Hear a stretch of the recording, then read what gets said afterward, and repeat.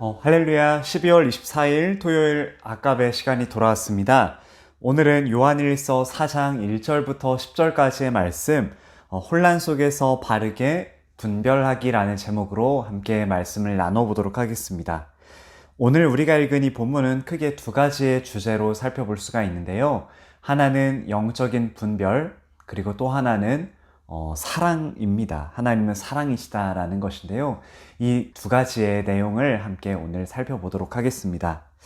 먼저 첫 번째 주제인 영적인 분별에 대해서 사도 요한은 두 가지로 나눠서 이야기를 하고 있습니다.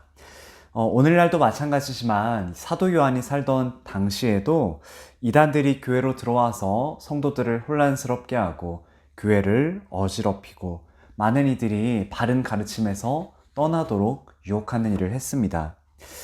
그래서 사도 요한은 1절에서 이렇게 경고를 합니다. 사랑하는 자들아, 영을 다 믿지 말고 오직 영들이 하나님께 속하였나 분별하라. 많은 거짓 선지자가 세상에 나왔음이라 라고 이야기를 합니다. 이처럼 사도 요한은요, 영들이 하나님께 속하였는지를 분별하라 라고 이야기합니다.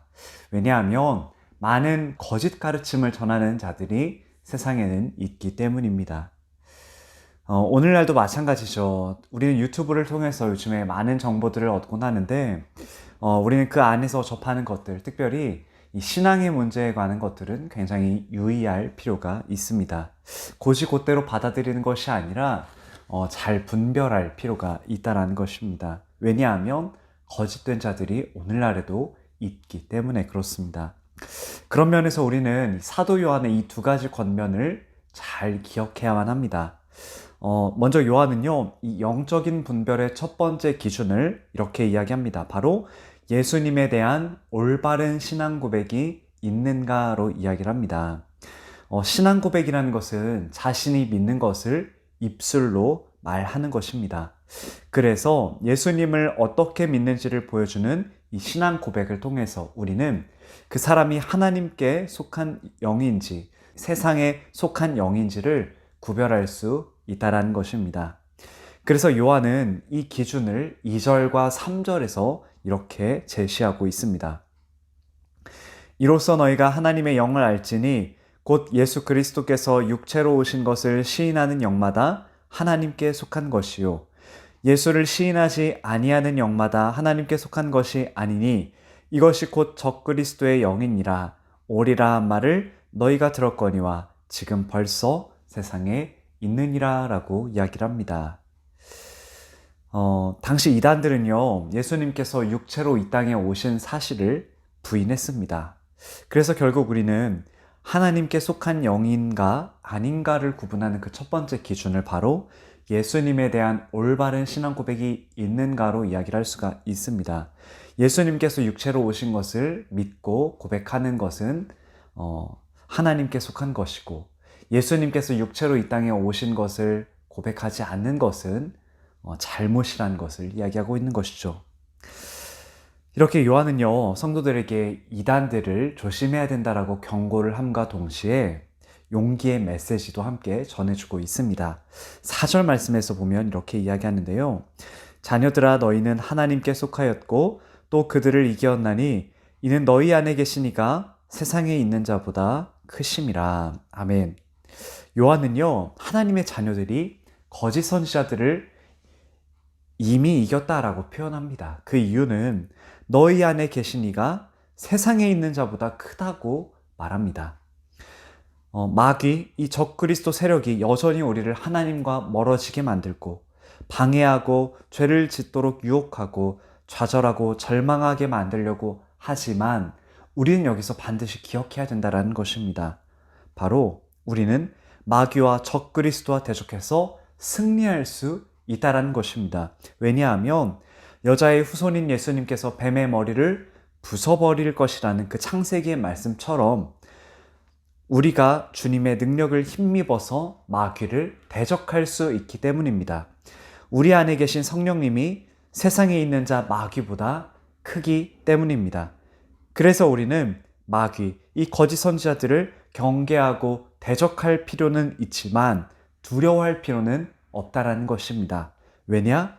우리 안에 계신 분이 더 크기 때문에 그렇습니다. 그리고 요한은 이제는 두 번째 분별 기준으로 누구의 말을 주의 깊게 듣는지 살펴보라라고 이야기를 합니다.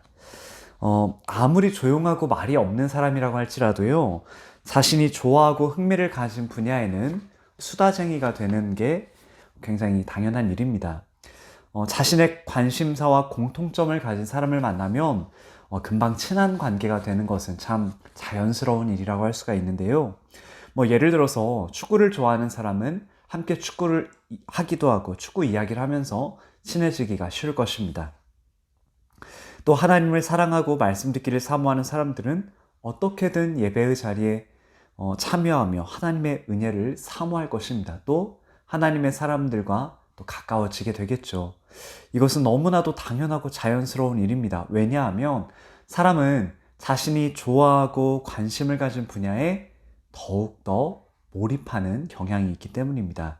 그래서 그 사람이 어떤 사람인지를 우리가 알고 싶다면 주로 무엇을 말하고 어떤 이야기에 흥미를 가지는지를 우리는 그걸 살펴보면 됩니다. 이것은요, 영적인 일에 있어서도 동일하게 작용합니다. 요한은요, 그래서 5절과 6절을 통해서 세상에 속한 자, 하나님께 속한 자들을 분별하는 기준을 이야기합니다. 먼저 5절인데요. 그들은 세상에 속한 거로 세상에 속한 말을 하매 세상이 그들의 말을 듣느니라 라고 이야기합니다. 요한은요, 하나님께 속하지 않은 자들은 세상에 속한 말을 하며 또 세상이 그들의 말을 듣는다라고 말하고 있습니다. 이 세상이란 단어는요, 요한일서 전체에서 부정적인 의미로 사용되고 있습니다. 이 세상을 사랑하는 자들은요, 세상에 속한 자들이지 결코 하나님께 속한 자들이 아닙니다. 이들은 하나님보다는 세상을 더 사랑합니다. 육신의 정욕, 안목의 정욕, 이생의 자랑과 같은 것들을 사랑하며 하나님을 대적하고 비방하는 모습으로 살아갑니다.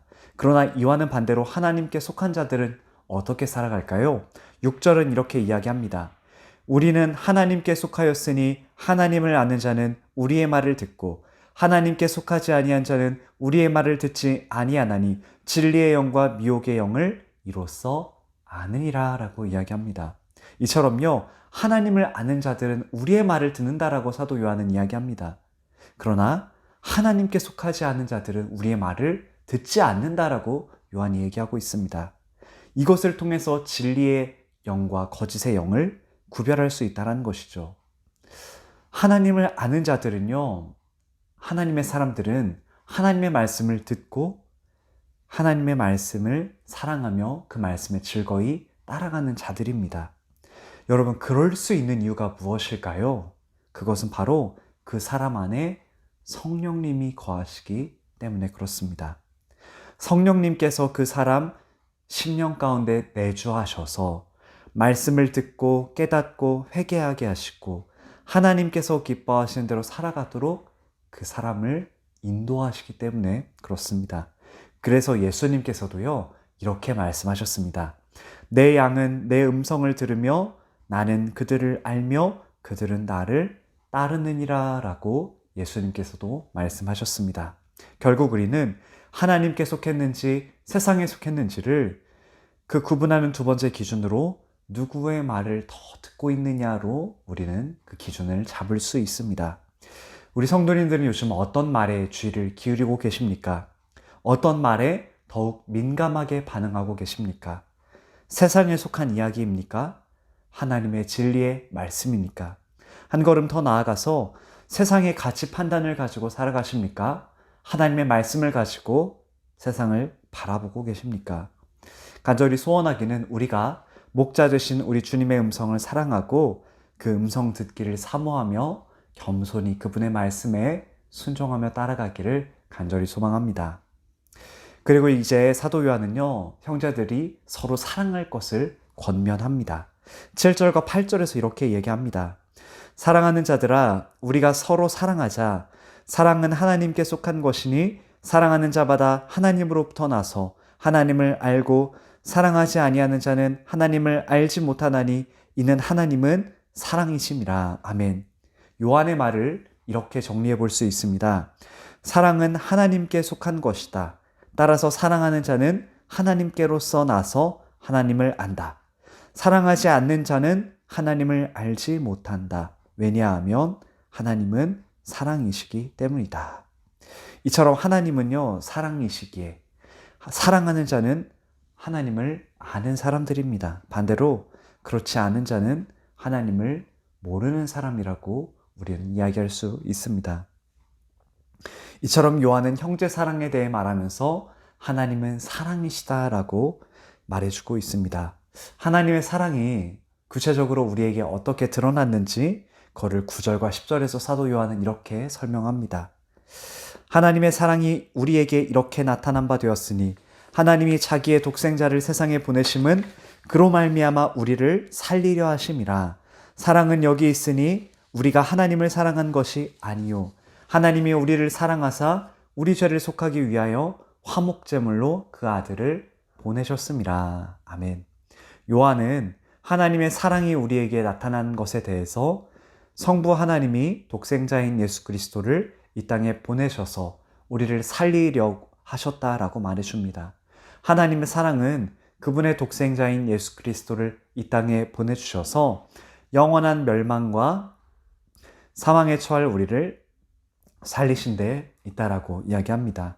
그리고 또 하나의 중요한 사실은 하나님께서 죄인인 우리를 먼저 사랑하셨다는 데 있습니다. 요한은 10절에서 이야기했습니다.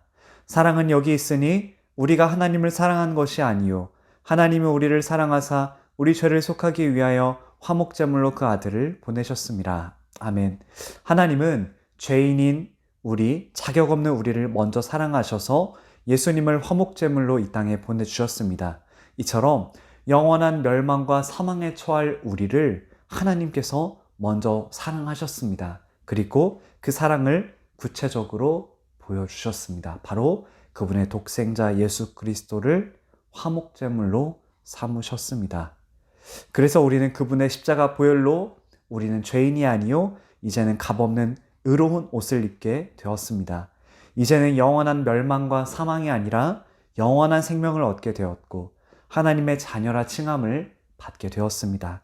이 얼마나 복되고 귀한 소식입니까? 그래서 우리는 예수 그리스도를 통해 하나님의 놀랍고도 크신 사랑을 알게 되는 것입니다. 이처럼 하나님께서 우리를 먼저 사랑하셨습니다. 그렇다면 이렇게 놀라운 하나님의 사랑을 먼저 받은 우리는 어떻게 살아가는 것이 마땅하겠습니까? 그래서 사도 요한은 형제 사랑을 말한 것입니다. 먼저 주님의 사랑을 받은 우리가 형제들을 사랑해야 된다라고 이야기하는 것입니다. 먼저 주님의 사랑을 받은 우리가 주님의 사랑을 가슴에 품고 다른 이들을 넉넉하게 품을 수 있는, 그렇게 사랑할 수 있는 우리의 삶이 되기를 간절히 소망합니다. 말씀을 정리하고자 합니다. 오늘 우리는 영적인 분별과 형제 사랑에 대한 말씀을 함께 살펴보았습니다. 여전히 이단들이 많은 이 혼탁한 세상 속에서 거짓 가르침을 바르게 분별할 줄 아는 우리 귀한 성도님들의 삶이 되기를 소망합니다.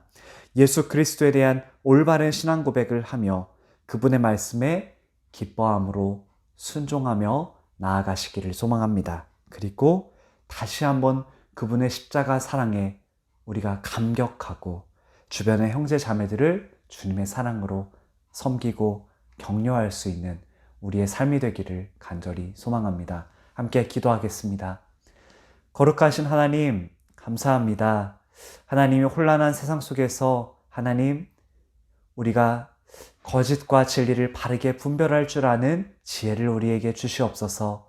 무엇보다 우리의 목자 되시고 우리의 구주 되시는 예수 그리스도를 더욱 사랑하고 주님의 말씀을 사모하며 그 말씀에 더욱 순종하며 살아가게 해주시옵소서.